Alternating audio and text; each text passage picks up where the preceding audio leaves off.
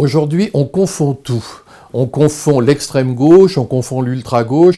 En fait, l'extrême gauche, c'est un ensemble de courants.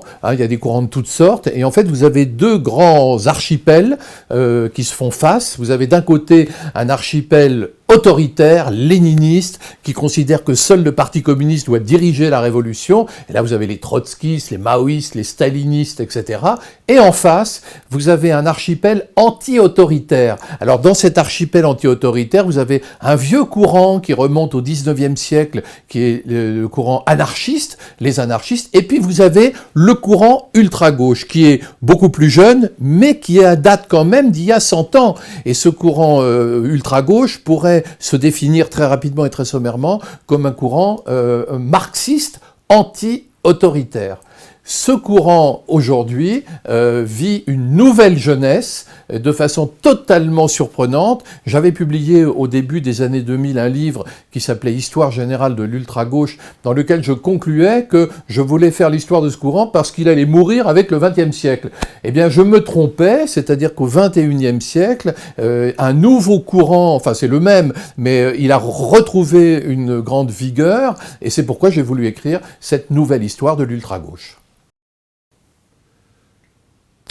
Au début du XXIe siècle, on pouvait avoir l'impression que l'ultra-gauche était en voie de disparition.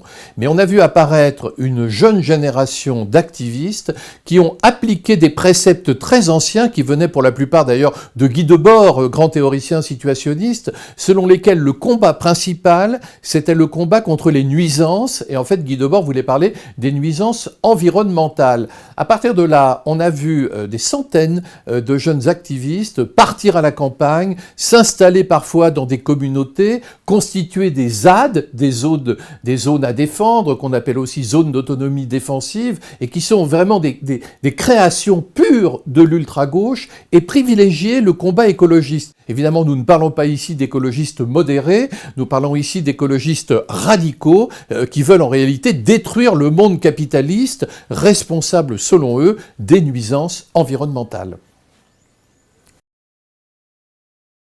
Ceux qu'on appelle les Black Blocs, qui sont en réalité des activistes qui vont se constituer en blocs noirs, en Black Blocs devant ou autour des manifestations, apparaissent bien généralement comme des casseurs sans cervelle. Eh bien, on se trompe, car ces activistes qui veulent détruire, qui veulent tout détruire, qui se considèrent comme les adversaires ultimes de ce monde, ces activistes plongent leurs racines dans un riche héritage culturel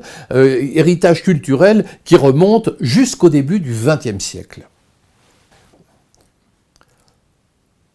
Au début des années 2000, un groupe nommé le Comité Invisible publie un texte appelé « L'insurrection qui vient », dans lequel il envisage le fait que le peuple tout entier descende dans la rue. Ça, c'est en quelque sorte l'objectif final du courant ultra-gauche. Quel est cet objectif? C'est de donner l'exemple par la violence, de donner l'exemple au prolétariat, au peuple, qui doit ensuite, selon lui, spontanément descendre dans la rue, s'emparer de l'Élysée, faire la révolution et créer le communisme, l'instaurer immédiatement, communisme marqué par l'abolition du salariat et par la création d'une assemblée internationale de conseils ouvriers. Tout cela est bien sûr très utopique. En réalité, ce qu'on voit aujourd'hui, c'est une extrémisation de la société, une accumulation de colère qui pourrait bien, c'est vrai, déboucher dans les mois ou les années qui viennent vers un vrai tumulte social.